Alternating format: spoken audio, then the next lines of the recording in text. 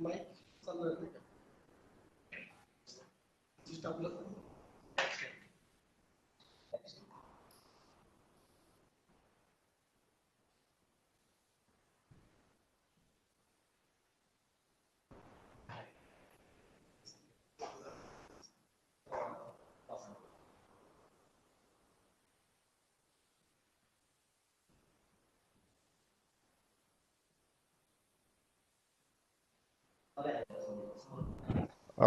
Okay, we'll start today's session. Good morning, one and all. A warm welcome to all the participants who are connected from all around the globe. Today, I want to welcome our eminent speaker, Samir Manorao Dombe Patil, a BTech mechanical engineer from Vishwakarma Institute of Technology, Pune, Maharashtra, who have a vast knowledge and expertise in field of fig cultivation, its package and practices, determined in analyzing fruit production, processing, and management strategies in fruit production in area as concerned.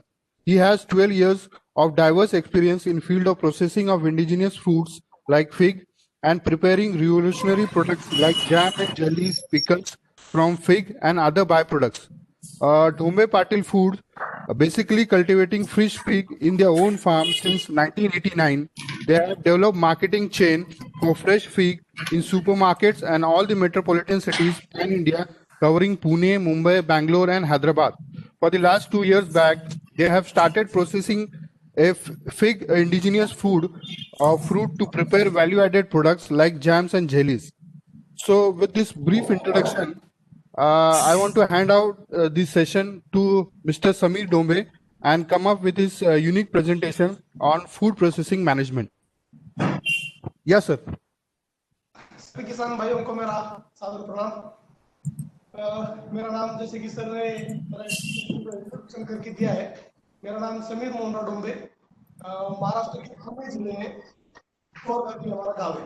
Korba हमारे गांव में अंजीर की खेती होती है, लगभग around 250 acres, 250 एकड़ में अंजीर की खेती हमारे यहाँ पे हमारे गांव में होती है। मेरा बेसिकली बैकग्राउंड इंजीनियरिंग का है, मैं मैकेनिकल इंजीनियरिंग का स्टूडेंट हूँ। 2013 में मैंने इंजीनियरिंग पास आउट किया पुणे के इंस्टीट्यूट ऑफ टेक्नोलॉजी कॉलेज से। मैंने मैकेनिकल की डिग्री ली। उसके बाद लगभग 1.5 साल तक मैंने एक प्राइवेट कंपनी में जॉब किया, पुणे में एक प्राइवेट कंपनी में जॉब किया। तो जॉब करते समय ये ध्यान में आया कि हमारे अभी भी फ्रीडम हमको अभी तक नहीं है। 1947 में हमारा देश आजाद हो गया, लेकिन अभी भी जो एमएनसी कंपनीज है, फॉरेन की जो कंपनीज है वो इंडिया में आती है और हमारे लोग वहाँ पे उनकी कंपनी में अलग अलग पोस्ट पे पोजीशन पे काम करते हैं, उनके लिए काम करते हैं, उनके देशों की इकोनॉमी को बढ़ाने के लिए काम करते हैं। तो ये थोड़ा ये सब चीजें समझने के बाद थोड़ा फिर एक बार खेती की तरफ आने का मैंने सोचा, डिसाइड किया। और जो इंजीनियरिंग तो मैंने 4 साल तक पढ़ा था, तो इंजीनियरिंग का एजुकेशन मेरा 4 साल का था, लेकिन एग्री खेती का एजुकेशन जो था मैं जो मेरे हमारे फैमिली से मैं लेता था, दादाजी से पिताजी से जो मैंने शिक्षा ले रहा था मैं खेती, वो लगभग 20 सालों से ले रहा था। तो मैंने सोचा कि इंजीनियरिंग क्यों ना हो, इंजीनियरिंग का नॉलेज खेती में अप्लाई करके उसको थोड़ा समृद्ध बनाने के लिए काम करें। इसके लिए मैंने मेरा जॉब छोड़ के एक बार फिर से खेती की तरफ आ गया मैं। और जो हमारा फिग का खेती था, पुराना खेती था, दादाजी के टाइम से जो हमारा अंजीर का खेती सालों सालों से चलता आ रहा था, उसमें कुछ इन्वेंशन लाने का सोचा। तो अंजीर की खेती में मैंने काम शुरू किया।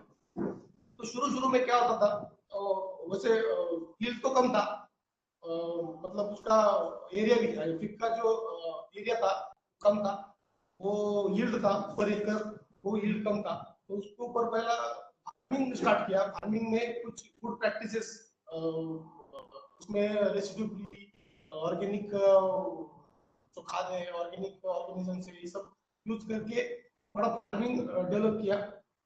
उसके बाद क्या होता है, प्रॉब्लम ऐसा है एग्रीकल्चर में, major problem, main root cause of economical जो प्रॉब्लम अभी चल रहा है खेती का, किसानों का, तो उसका रूट कॉज है मार्केटिंग।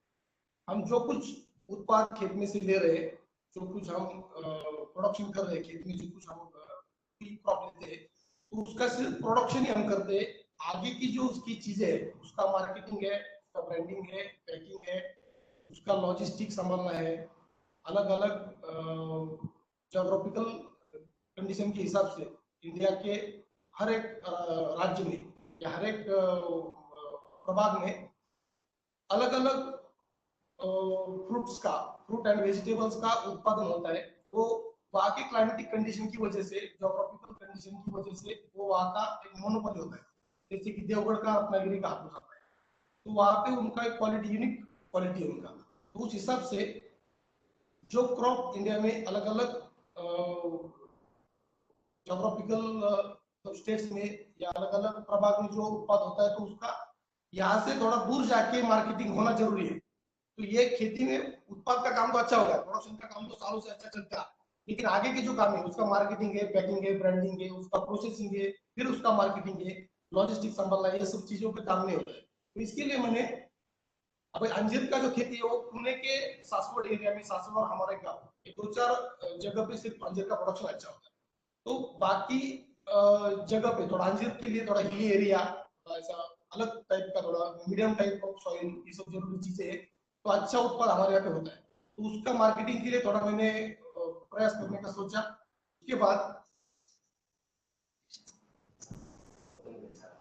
उसके बाद उसमें मार्केटिंग के बाद प्रोसेसिंग में और उसके मार्केटिंग पे काम चालू किया। तो मैंने पवित्रक जो नाम है वो अंजीर का संस्कृत में नाम है, पवित्रक नाम का मैंने पहले ब्रांड बनाया। तो उसको फिर फ्रेश फ्रूट का पैकिंग करके उसका मार्केटिंग शुरू किया। आगे की slide slide sir, slide change कीजिए सर, आगे की स्लाइड कीजिए। हेलो, हाँ स्लाइड दिसते दूसरी चेंज के लिए। हाँ, चेंज किया तो आगे ऑडियंस को देखने के लिए इजी हो जाएगा। हाँ तो ये जनरली अंजीर जो है फिग है, ये मलबेरी फैमिली से आता है, फाइकस कैरिका फैमिली से बिलोंग करता है। अंजीर का जो मेन कंट्रीज है वो स्पेन, इजिप्ट, ईरान, ये सब कंट्रीज में, गुजरात, तुर्की में, इजिप्ट में अंजीर का मेन प्रोडक्शन होता है। हमारे इंडिया में महाराष्ट्र में मेनली उसका क्रॉप लिया जाता है, उसका फार्मिंग होता है अंजीर का। उसके बाद गुजरात में थोड़ा बहुत, कर्नाटक में, उत्तर प्रदेश में थोड़ा बहुत, तमिलनाडु में ऐसे थोड़ा बहुत उसका प्रोडक्शन होता है। तो पर एकड़, अगर पर हेक्टर उसका उत्पाद देखा जाए अंजीर का, तो लगभग 10 से 12 टन तक उसका उत्पाद अंजीर का पर हेक्टर होता है। तो जैसे ट्री का मैच्योरिटी बढ़ता है, तो उस हिसाब से उसका प्रोडक्शन बढ़ता जाता है।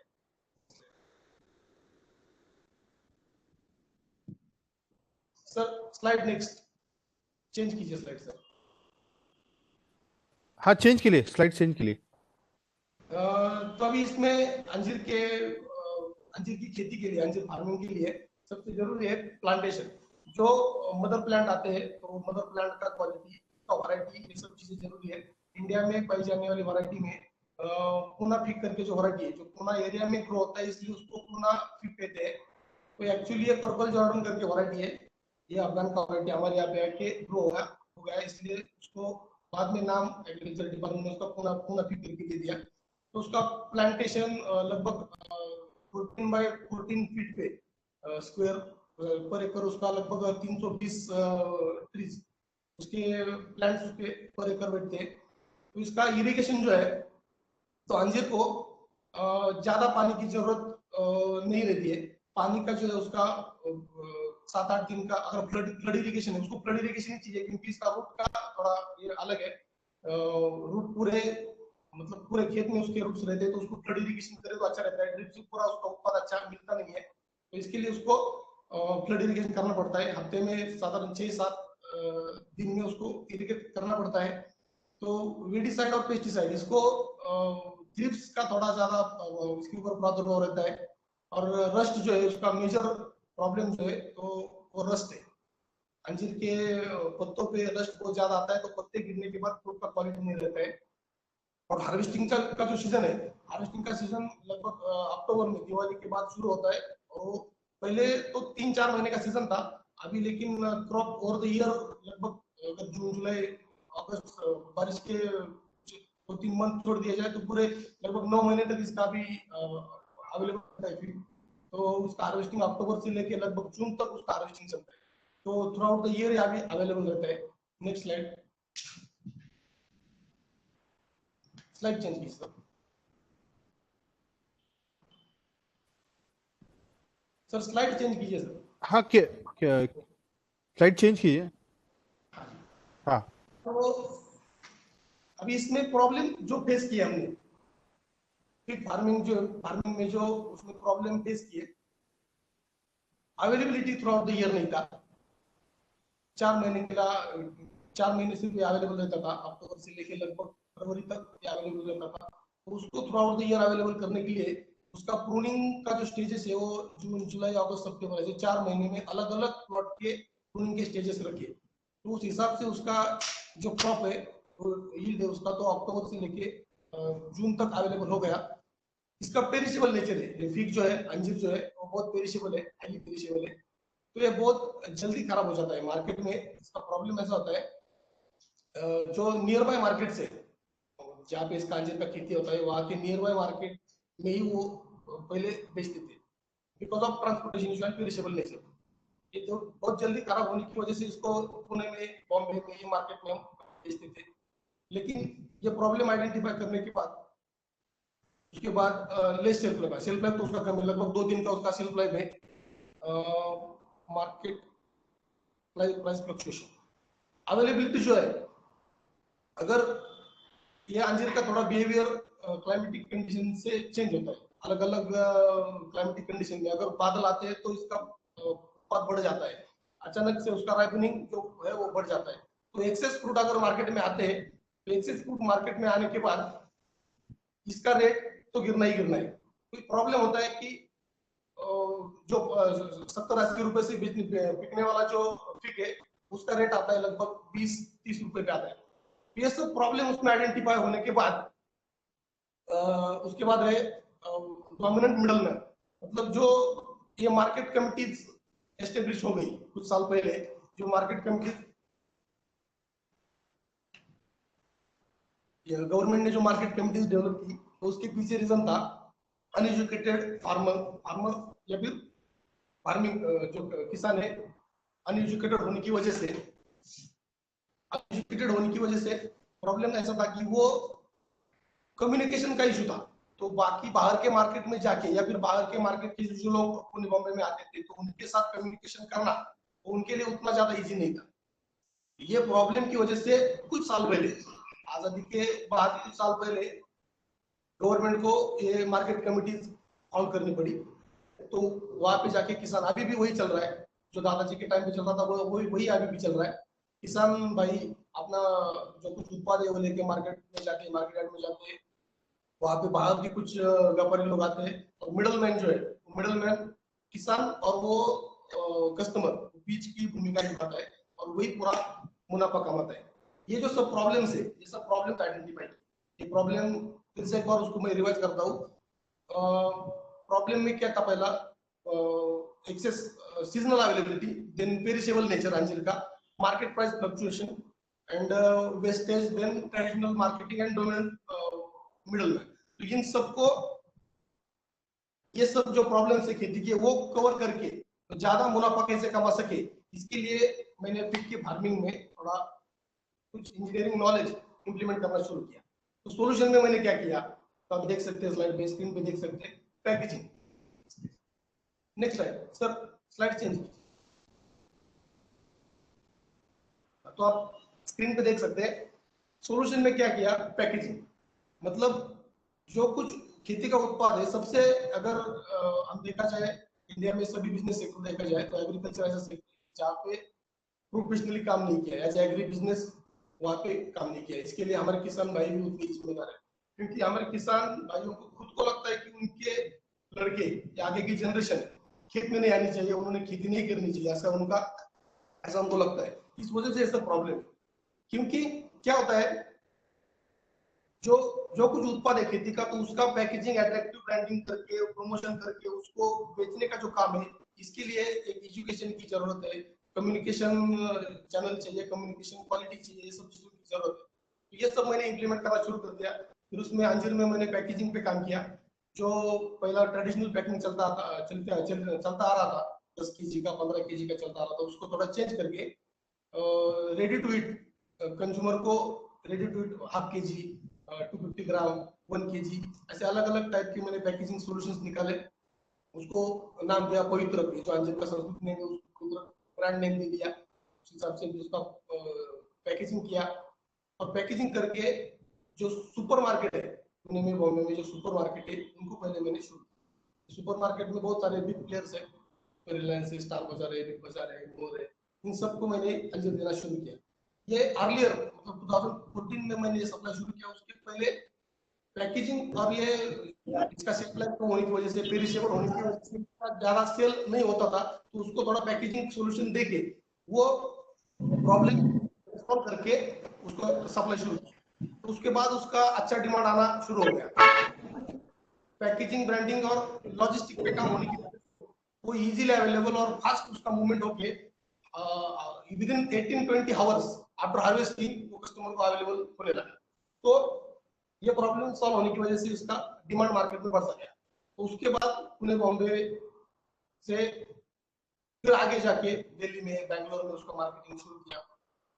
दिल्ली, बैंगलोर, हैदराबाद है, उसके बाद इंदौर है, इस सब जगह पे बाय एयर, काफी बाय ट्रैवल, बाय रोड से उसका मैंने सप्लाई शुरू किया, और उसका अच्छी खासी रिजल्ट उसमें आना शुरू हुआ। अब इसके आगे जाके जो अब ये बात हो गई, जो फ्रेश फ्रूट है, वेजिटेबल है, उसका मार्केटिंग के बारे में हो गई। इसके आगे जाके जब एक्सेस प्रोडक्शन होता है, अभी समझो बादल के मौसम में अंजीर का ज्यादा राइपनिंग होना, ये नेचुरल थिंग है। तो उसका ओवर क्रॉप अगर मार्केट में आता है, एक्सेस प्रोडक्शन अगर मार्केट में आता है, तो उसके रेट गिर जाते हैं। इसके लिए मैंने प्रोसेसिंग करने का सोचा, और मैंने अंजीर की प्रोसेसिंग के बारे में थोड़ा सर्च करके उस पर काम शुरू किया। तो अंजीर का जाम मैंने बनाया। नेक्स्ट स्लाइड, आप स्क्रीन पे देख सकते हैं।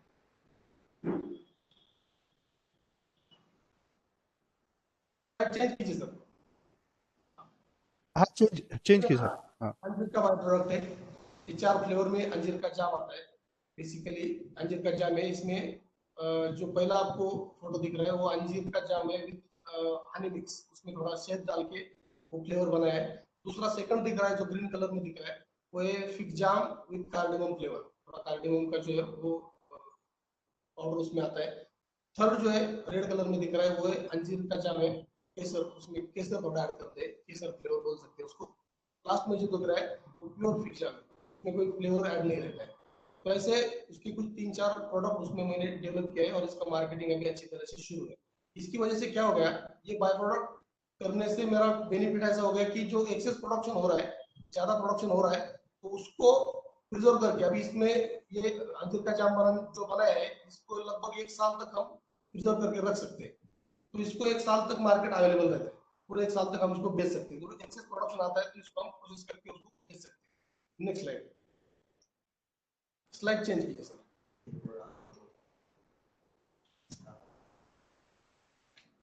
तो आगे जाके ये अंजीर में अंजीर की जेली, फिग बार, फिग केक, फिग वाइन, ये सब आगे जाके इसका डेवलपमेंट होने वाला है। ये अंजीर का जाम, ये आप देख सकते हैं इधर, ये अंजीर का जाम है, ये अंजीर विथ हनी मिक्स। इसको रिसर्च करके, पैकिंग मॉडल डेवलप करके, ब्रांडिंग करके इसको अभी सुपरमार्केट में और उसके साथ साथ बाकी लोकल मार्केट में भी उसको अभी अवेलेबल कर रहे हैं। Next slide. तो हमारे जो यूनिक पॉइंट जो है, तो अंजीर जाम में, जाम बनाने वाले इंडिया में वैसे बहुत सारी कंपनीज है, किसान, लकड़ू, माला, ये सब चीज, ये सब कंपनी बिस्कुट जाम बनाती है, लेकिन अंजीर का जाम बनाने वाले we are the first manufacturer of commercial manufacturing of fig jam in India. तो हमने उसके साथ साथ खुद का वेबसाइट बना के ऑनलाइन खुद का मार्केटिंग चेन डेवलप किया है। जो ऑनलाइन पोर्टल्स है, अभी बिग बास्केट है, अमेजोन है, वहाँ पे भी हमारा प्रोडक्ट सेल के लिए अवेलेबल होता है। उसके बाद उसका प्रीमियम क्वालिटी, अफोर्डेबल उसका कॉस्ट है, कॉस्ट भी अफोर्डेबल रहता है, प्रीमियम क्वालिटी है। न्यूट्रिशन रिच अंजीर के जो हेल्थ बेनिफिट है वो सबको पता है, न्यूट्रिशन वैल्यू सबको पता है, तो इस हिसाब से सब उसका मार्केटिंग चलता है। Next slide.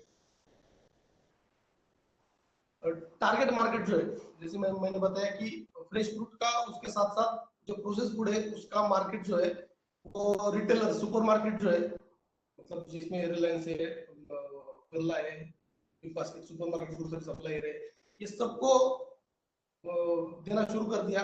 तो क्या हुआ, जो क्रीम कस्टमर रहता है, जो मेट्रो सिटीज में क्रीम कस्टमर रहता है, वो टारगेट करना इजी हो गया। तो उसके हिसाब से अगर ज्यादा मेट्रो सिटीज में अगर थोड़ा क्रीम कस्टमर अगर मिल जाता है तो ज्यादा ज्यादा का मुनाफा जो है वो हमें मिल सकता है, और हमारी जो इकोनॉमिकल कंडीशन है उसमें सुधार आने के लिए बहुत ज्यादा फायदा हो सकता है। Next slide. प्रमोशनल स्ट्रेटेजी जो है अभी, तो उसमें कुछ डिजिटल मार्केटिंग हम करते हैं, फेसबुक पे, ट्विटर पे, तो अपना इंस्टाग्राम पे डिजिटल मार्केटिंग होता है। उसके बाद पैम्पलेट थ्रू पेपर, एग्जीबिशन हम अटेंड करते हैं अलग अलग जगह पे, वहीं से थोड़ा मार्केटिंग होता है। न्यूज़पेपर का एडवर्टाइजिंग रहता है, इस तरह से उसका प्रमोशनल स्ट्रेटेजी हम। Next slide. कुछ फोटोग्राफ्स है, पैकेजिंग के फोटोग्राफ्स है। सर स्लाइड चेंज कीजिए। ये जो आईसीआर का Indian council of agriculture research का जो अवार्ड हुआ था जगजीवन राम अभिनव किसान घोष का, तो उसके फोटोग्राफ से अवार्ड्स की फोटोग्राफ, विद एग्जीबिशन की फोटोग्राफ, पैकेजिंग का काम चल रहा है, तो अंजीर का पैकेजिंग का पैक हाउस में काम चल रहा है, उसकी फोटोग्राफ से। ये सब चीजें, ये सब चीजों पे मतलब खेती के साथ साथ, फिर फार्मिंग के साथ साथ उसका पैकेजिंग, ब्रांडिंग, प्रोसेसिंग, उसका मार्केटिंग, इन सब चीजों पे हम काम करते आ रहे हैं। अगर किसी के क्वेश्चन है तो प्लीज। हाँ, yes, sir. Thank you. Thank you very much for this enlightening presentation. Sir, one by one, I think near about 6 questions are there. First question is regarding if any indigenous farmer or any concerned upcoming agripreneur want to start this fig cultivation or fig based processing technology, can you come up with some generalized economics regarding plantation? Then what will be the setup in order to come up for this growing for this fig? थोड़ा हाँ हाँ sir, मतलब farmers को थोड़ा economics बता सकते हैं क्या कि कैसे ग्रो करना फिग, फिर प्लांटेशन की कॉस्ट क्या रहेगी, फिर वो पैकेज एंड प्रैक्टिसेस की ओवरऑल कॉस्ट क्या रहेगी, मतलब we can say cost of cultivation की इतनी इतनी प्राइस है, उसके बाद इतना प्रोडक्शन आ गया, मार्केटिंग करने के बाद उसको इतना फायदा मिला, तो थोड़ा उसका जनरलाइज इकोनॉमिक्स बताइए सर। ओके।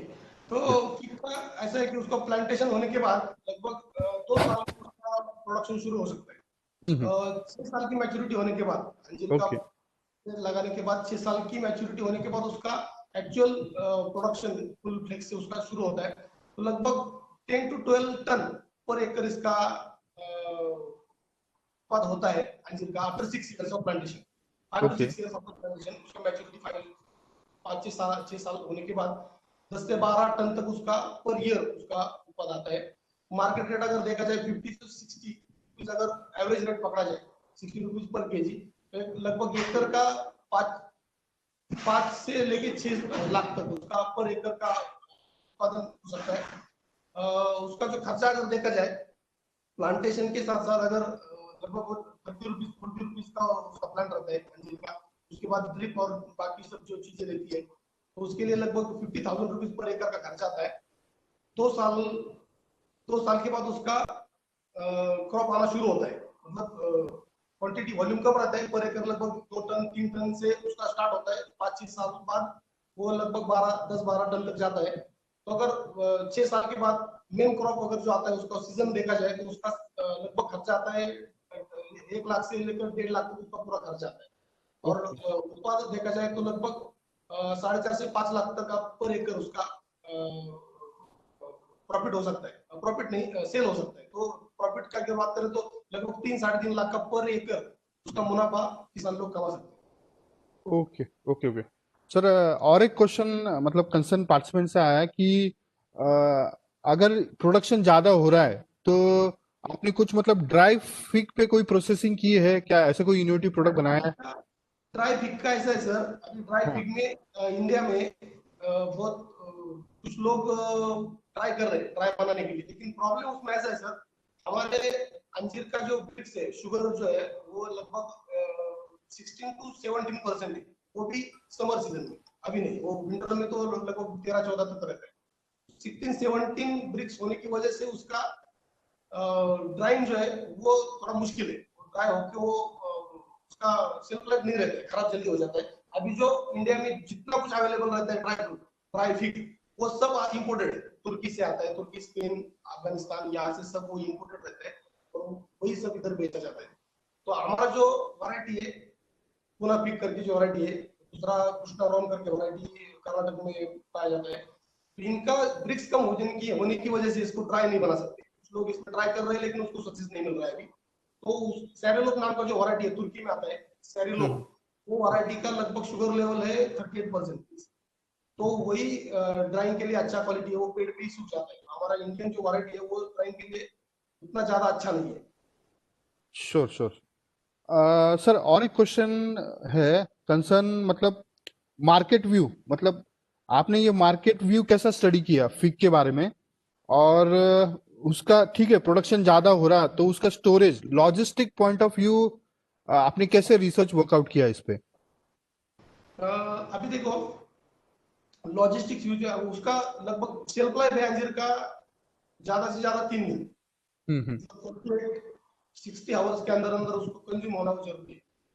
तो अंजीर का जो मार्केट टारगेट जो है ना, वो हेल्थ कॉन्शियस जो पीपल है, मेट्रो सिटीज में जो हेल्थ कॉन्शियस सिटीजन है, तो हम्म। उनके अंजीर का ज्यादा अवेयरनेस है, ये थोड़ा फाइबरस है अंजीर, थोड़ा न्यूट्रिएंट्स है उसमें, आयरन ज्यादा है, कैल्शियम ज्यादा मिलता है अंजीर से, पोटेशियम ज्यादा मिलता है, विटामिन ए, विटामिन ई, ये सब चीजें जो जो लोगों को मालूम है, तो वो अंजीर का consumption day to day life वो ज्यादा करते हैं, तो वो अपना प्रोडक्ट अंजीर पहुंचाना चाहिए, इसके लिए प्रॉब्लम आ रहा है। हाँ, एक दो मिनट। इसके लिए जो मेट्रो सिटीज में जो सुपर मार्केट है, तो सुपर हम्म। मार्केट में उसका सेल शुरू किया, और लॉजिस्टिक पे अगर देखा जाए तो बाई ईयर उसको हम दिल्ली में या फिर बैंगलोर में बाई ईयर बेच के, और थोड़ा ट्रांसपोर्टेशन टाइम कम करके कस्टमर तक हम वहाँ पे अवेलेबल करके देते हैं स्टोर। Sure sure. और एक क्वेश्चन है सर पार्टिसिपेंट्स का कि अभी ये जो कोविड कंडीशन थी, लगभग मार्च से जो लॉकडाउन था, तो उस सिनारियो में आपने जो डायरेक्ट मार्केटिंग कह रहे हैं कि आप डायरेक्ट मार्केटिंग स्ट्रेटेजी आपने पुट फोर्थ की थी फिग का मार्केटिंग करने के लिए, तो उसके बारे में थोड़ा हाईलाइट कीजिए, इनलाइट कीजिए थोड़ा। 2014 से हमने जैसे मार्केटिंग शुरू किया अंजीर का, तो पैकेजिंग ब्रांडिंग पे हमारे कॉन्टेक्ट नंबर्स और एड्रेस सब रहता था। तो 2014-15 से लेके आज तक जितने जितने कस्टमर ये हमारा फिग अंजीर जिन्होंने टेस्ट किया, तो उसमें से कुछ लोग 6% लोग, 10% लोग हमारे साथ कनेक्ट पुणे पुणे और बॉम्बे से, तो नियर बाय हमारे गांव से 50-60 किलोमीटर पे पुणे और लगभग 200 किलोमीटर पे बॉम्बे, तो वहाँ के कुछ सोसाइटी के जो कुछ पीपल थे, मेट्रो सिटीजन थे, तो रहने वाले लोग थे, वो डायरेक्ट कॉन्टेक्ट में थे हमारे। तो लॉकडाउन में क्या हो गया, सब स्टोर्स बंद हो गए, ऑनलाइन जो स्ट्रीम्स थे, ऑनलाइन मार्केट शुरू था, लेकिन जो स्टोर्स थे, जो मॉल्स थे, वो सब बंद थे। तो वो टाइम पे ये सब कॉन्टेक्ट, जो लोग हमारे पुराने कस्टमर थे, उनको कॉन्टेक्ट करके उनकी पूरी सोसाइटी में उसका एडवर्टाइज करके व्हाट्सएप थ्रू व्हाट्सएप वो पूरा मार्केटिंग करके उनकी सोसाइटी की बल्क में ऑर्डर लेके लॉकडाउन में पूरा उनको वहाँ पे होम डिलीवरी देके पूरा माल वहाँ पे सेल कर दिया, लगभग 12-13 लाख का माल लॉकडाउन के पीरियड में हमने वहाँ पे डायरेक्ट कस्टमर को सेल। Okay okay.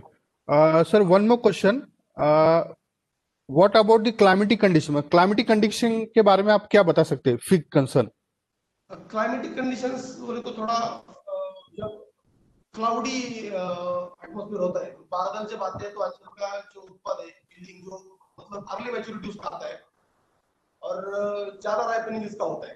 तो ज्यादा राइपनिंग होने के बाद अगर मार्केट में जरूरत से ज्यादा कुछ चीजें अगर मार्केट में आती है, तो उसका रेट गिरना ही गिरना है।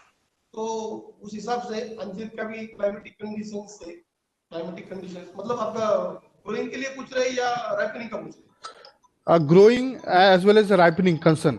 हैं? ग्रोइंग ग्रोइंग का अगर देखा जाए तो उसके लिए थोड़ा हिली एरिया, थोड़ा मतलब पानी पकड़ के, मिट्टी जो है, मिट्टी का जो मीडियम टाइप ऑफ सॉइल चाहिए उसको। पानी उसको जमा होके नहीं रहना चाहिए, पानी पूरा निकल जाना चाहिए। मीडियम टाइप का सॉइल उसमें जरूरी है। और थोड़ा हिली एरिया में थोड़ा वो तो moisture and all the heat and जो सब चीजें हैं, तो उसके लिए ज्यादा वो पोषक रहती है। और क्लाइमेटिक कंडीशन, राइपनिंग के बारे में देखा जाए तो क्लाउडी कंडीशन में वो ज्यादा कहीं लाता है, राइपनिंग ज्यादा होता है, तो थोड़ा बाकी रेट के वगैरह प्रॉब्लम होते रहते हैं। श्योर। और एक क्वेश्चन है कि अभी आपने बताया कि फिग के आपने पिकल बनाया उसका, फिर बाद में जैम जेली बनाया, जो आपका आगे का सिनारियो है वाइन बनाने का, तो उसके बारे में थोड़ा बता सकते हैं? तो अभी फिलहाल तो अंजीर का जाम कमर्शियल प्रोडक्शन हो गया, उसका अभी सेल भी चालू है, मार्केट में उसका शुरू है। इसके बाद अंजीर जेली का पैकेजिंग मटेरियल डेवलप कर रहे हैं। अंजीर फिग केक आ रहा है, fig bar and fig wine, ये सब बाय प्रोडक्ट उसके आगे जाके आ रहे हैं। फिग वाइन का अंडर प्रोसेस काम चल रहा है, तो वाइन के लिए भी अच्छा मार्केट मिलेगा ऐसा थोड़ा लग रहा है, क्योंकि अंजीर का वाइन अवेलेबल मार्केट में नहीं है, नहीं। तो उसका थोड़ा मोनोपोली हो जाएगा, तो उसको थोड़ा दाम चालू है। श्योर। तो ये प्रोडक्ट के प्राइस कुछ बता सकते हैं आप, मतलब 500 ग्राम से कितना प्राइस है, क्या है? ऊपर देख सकते हैं जाम का जो एमआरपी है उसके ऊपर, तो ओके 130 ओके। एमआरपी उसका। तो हाँ 210 ग्राम का ये पैकेज रहता है, हाँ हाँ। टोटल रहता है इसका जाम का, और 130 उसका एमआरपी है उसका। ओ ओके ओके ओके। फिर आगे ये, ओके, इंडिविजुअली आपने तो मतलब अच्छा काम किया है, फिर कल्टीवेशन एवरीथिंग। फिर आगे चल के एनी फार्मर प्रोड्यूसर ऑर्गेनाइजेशन या कोई ऐसा महाराष्ट्र फिग क्लस्टर आप बनाना चाहते हैं महाराष्ट्र या कर्नाटका स्टेट में? अभी वैसे एक एसोसिएशन, अंजीर अंजीर का एसोसिएशन है वैसे, एक फार्मर ग्रोअर एंड रिसर्चर का एक ऑर्गेनाइजेशन इधर पुणे में बना है। हाँ। के साथ साथ ये जो सब जो फिर फार्मर है, तो इनको मैं फार्मिंग के साथ साथ मार्केटिंग के लिए भी एजुकेट कर रहा हूँ। इस साल थोड़ा महाराष्ट्र में बारिश ज्यादा था, तो उसकी वजह से तो बहुत सारा रस्ट का प्रॉब्लम हो गया, हम्म। तो यील्ड बहुत कम हो गया, तो सब उसके ऊपर रस्ट की वजह से पूरे फ्रूट का क्वालिटी पूरा बिगड़ गया।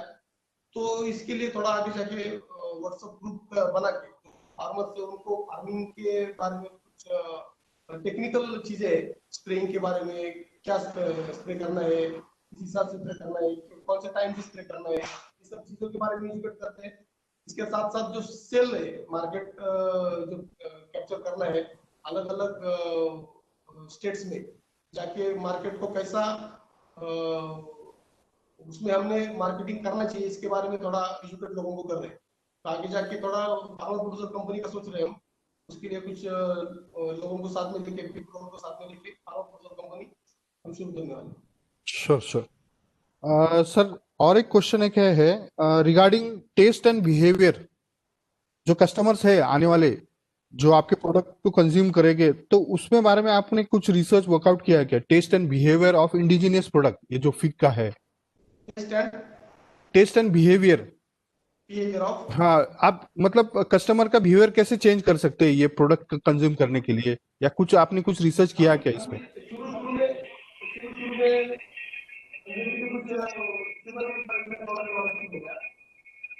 कुछ शुगर ज्यादा है, जो डायबिटिक पेशेंट्स है, तो उनको थोड़ा वो शुगर ऐड है तो नहीं चाहिए, प्रिजर्वेटिव है तो नहीं चाहिए, ऐसे थोड़ी प्रॉब्लम आना शुरू हो गया। तो कस्टमर, उसके लिए हमने शुगर का परसेंट कम करके उसमें हनी जो शहद है उसको यूज करना शुरू किया। उसके बाद अभी प्रिजर्वेटिव फ्री जाम बनाने का थोड़ा काम चालू है, उसके ऊपर थोड़ा रिसर्च शुरू है, ये सब चीजों पे काम शुरू है। One more question regarding markets. कौन से ऐसे वाइबल मार्केट, ठीक है आपने बताया मेट्रोपॉलिटन सिटीज ये आपके टारगेटेड मार्केट है प्रोसेस प्रोडक्ट के, और फ्रेश टेबल फ्रूट आपने कभी मतलब आगे सोचा है कि फ्रेश टेबल फ्रूट आपने कहा कि 200 ग्राम फिर 500 ग्राम के आप पैकेजिंग में वर्कआउट कर रहे हैं, ये थोड़ा पैकेजिंग के बारे में थोड़ा हाईलाइट कीजिए सर। तो ये अर्लियर पहले क्या होता था, पैकेजिंग 10 केजी का बल्क का पैकिंग रहता था, 10 केजी 10 केजी का पैकिंग रहता था, तो पुरानी टोकरी या फिर बॉक्स, बॉक्स में उसका पैकिंग रहता था। उसको हैंडलिंग थोड़ा मुश्किल था। तो उसको लेके जाके स्टोर में उसका हैंडल जितनी ज्यादा बार वो फिर हैंडल हो जाए ना, उसका स्किन नरम होने की वजह से जल्दी खराब होता था। तो उसको और विजिबिलिटी का भी इशू था, तो उसको प्लास्टिक पनेट आते अबव 15 माइक्रोन जो भी जरूरत है। तो प्लास्टिक के पनेट आते हैं, तो उसके ऊपर विजिबिलिटी उसका फ्रूट का बहुत अच्छा रहता है। 400 ग्राम का, 250 ग्राम का, 500 ग्राम का पनेट पैकिंग करके उसके ऊपर ब्रांडिंग के स्टिकर लगा के उस पर हम काम कर रहे हैं। उसको वेंटिलेशन अगर फ्रूट को अच्छा मिलता है, पैकिंग के बाद अगर वेंटिलेशन अच्छा मिलता है तो उसका सेल लाइफ कुछ घंटों से बढ़ सकता है, 7-8 घंटों उसके लिए पैकिंग काम किया है। तो इस हिसाब से सब अच्छे शुरू। Okay, okay, okay. Now I request the participants, if any question, you can come up. I request the participants, if any question, you can ask directly to our eminent speaker. Hello, participants, please raise your question.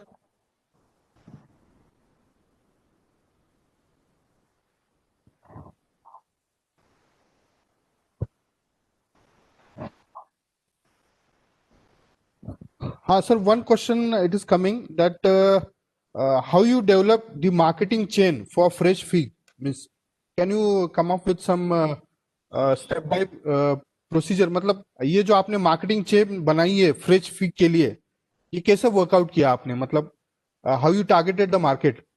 तो ये सब education जो है हमारा वो पुणे में होने की वजह से, जो पुणे में जो मॉल से मॉल में जो सुपर मार्केट रहते हैं, छोटे छोटे स्टोर जो रहते हैं, मतलब वेजिटेबल ये जो स्टोर्स रहते हैं, तो वहाँ पे मैं अक्सर देखता था कि वहाँ पे पिग सेल के लिए अवेलेबल नहीं है, बिकॉज ऑफ पेरिशेबल नेचर और लेस सेल लाइफ। वहाँ पे सेल के लिए नहीं था, बहुत सारे स्टोर्स में अवेलेबल नहीं था। तो वो चीज पकड़ के मैंने आफ्टर कंपनी छोड़ने के बाद मैंने इसका सुपर मार्केट में छोटे छोटे स्टोर्स को मैंने अप्रोच होना शुरू किया, उसको उनको पैकेजिंग सोल्यूशन दिए। उसके बाद छोटे छोटे उसको 400 ग्राम 500 ग्राम की छोटी छोटी पैकिंग करके उनको अवेलेबल करके दिया। लॉजिस्टिक हैंडल किया। पहले क्या होता था, आज का हार्वेस्टिंग जो है वो मार्केट में जाता था, मार्केट में जाता था कल सुबह, मतलब वन डे आफ्टर 24 आवर वो मार्केट में था सेल के लिए। उसके आगे जाके जो सुपर मार्केट है या फिर वो छोटे छोटे शॉप है फ्रूट के वेजिटेबल के, तो वहां से मार्केट से लेके फिर वो अपने शॉप पे रखते थे।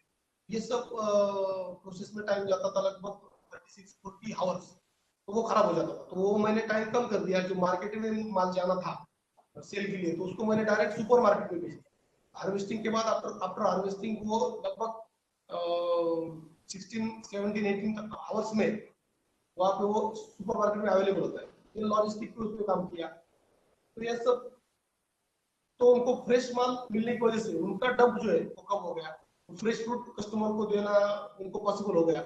इस वजह से उनके कस्टमर बढ़ गए, सेटिस्फाई हो गए। ये सब चीजों से एक के बाद दूसरा ऐसे करके सुपर मार्केट बहुत सारे कॉन्टेक्ट हो गए पुणे में, बॉम्बे में, उसके साथ साथ अभी सब सभी स्टेट्स में अभी उसका सेल शुरू है। Sure sir. Sir one last question, ये ठीक है, you have workout very well in the field of fig and cultivation, तो आने वाले जो अपकमिंग एग्रीप्रेन्योर्स है या जो इस फील्ड में काम करना चाहते हैं, तो उनके लिए आप क्या एडवाइजरी वर्कआउट कर सकते हैं थोड़े? तो सबसे पहले जो किसान के आगे की जनरेशन, किसान के जो लड़के हैं या बेटियां हैं, तो इन्होंने सब ने मेट्रो सिटीज में जाके किसी एमएनसी के लिए काम करने की बजाय, मतलब लोगों का भी अभी जो यूथ है, यूथ का ड्रीम रहता है कि बेंगलोर में जाके वहाँ पे ये कंपनी में काम करना है, दिल्ली में जाके काम करना है, बॉम्बे में जाके मेट्रो सिटीज में जाके काम करना है। तो मुझे लगता है जो फार्मर फैमिली से बिलोंग करते हैं, उन्होंने जो कुछ शिक्षा ली है, उनके एजुकेशन का अगर वो हमारे खेती के लिए यूज करे, उसको खेती में कुछ इन्वेंशन करने के लिए अगर वो उनका एजुकेशन काम आता है, तो ये खेती के लिए आगे जाके बहुत मतलब ये पूरा जो सिस्टम है इकोनॉमिकल, जो पूरा प्रॉब्लम चल रहा है खेती का, वो सब चेंज होने में उसमें उसकी मदद हो सकती है। क्योंकि सभी सेक्टर्स में, बिजनेस के सभी सेक्टर्स में बहुत ज्यादा काम हो रहा है, मतलब ऑटोमोबाइल रहने दो, आईटी रहने दो, इलेक्ट्रॉनिक्स, सब चीजों पे, सब सेक्टर्स पे, बिजनेस सेक्टर पे बहुत ज्यादा काम हो रहा है। क्योंकि जितने कुछ पढ़े लिखे लोग हैं वो सब वहां पे जाके काम कर रहे हैं। एजुकेटेड लोग वो सेक्टर के लिए काम कर रहे हैं, मतलब ऑटोमोबाइल रहने दो, इलेक्ट्रॉनिक रहने दो, कंप्यूटर, आईटी, डिजिटल मार्केटिंग, ये सब चीजों के लिए एजुकेटेड लोग काम कर रहे हैं। लेकिन एजुकेटेड लोग खेती के लिए काम नहीं कर रहे, एग्रीकल्चर के लिए एजुकेटेड लोग काम नहीं कर रहे। ये रूट कॉज। तो जो कुछ पढ़े लिखे लड़के हैं उन्होंने सब ने खेती में आके काम शुरू करना जरूरी है। हमारे खेती में बहुत ज्यादा पोटेंशियल है। उस मार्केटिंग, डायरेक्ट मार्केटिंग, उसके साथ साथ प्रोसेसिंग, उसका मार्केटिंग, ये सब चीजों के लिए एक एजुकेशन लेवल की लोगों की जरूरत है। लेकिन एजुकेटेड लोग यहाँ पे नहीं आ रहे, इसलिए सब प्रॉब्लम है। तो मैं सबको थोड़ा रिक्वेस्ट करना चाहूंगा कि जो एग्रीकल्चर का एजुकेशन लेते हैं या फिर कोई भी स्ट्रीम हो, इंजीनियरिंग हो, आईटी हो, एग्रीकल्चर हो, ये सब लोगों ने अगर एग्रीकल्चर के लिए अगर काम किया तो आगे जाके सिचुएशन चेंज हो सकती है, खेती के लिए अच्छे दिन आगे आ सकते हैं। Sure, sure. Okay, sir. Once again, I request participants, if any question, you can come up. Otherwise, we can wind up the session. Participants, if any question, please raise. Okay, sir. I think it was very enlightening session concerned with the fig as well as indigenous fruit crop. You have come up with a very versatile manner of marketing chain for this fresh fig, dealing with supermarkets in metro cities like Pune, Mumbai, Bangalore, and Hyderabad. You talked about the package and practices of fig, talking about its pruning stages, plantation, cost and economics, irrigation point. Then you highlighted the taste and behavior, upcoming import and export activities dealing with fig, market scenario, and very pinpoint, you highlighted the logistic scenario in this fig cultivation also. You talked about the COVID condition, how you come up with the marketing strategy by following the direct marketing. And you talked about the byproduct which you have developed starting from jam, jellies, and the upcoming future view of fig wine. So on behalf of CCS Niyam Jaipur, I like to thank one and all the participants and as well as our Indian speaker for this very versatile presentation. Thank you. Thank you very much. And have a good day.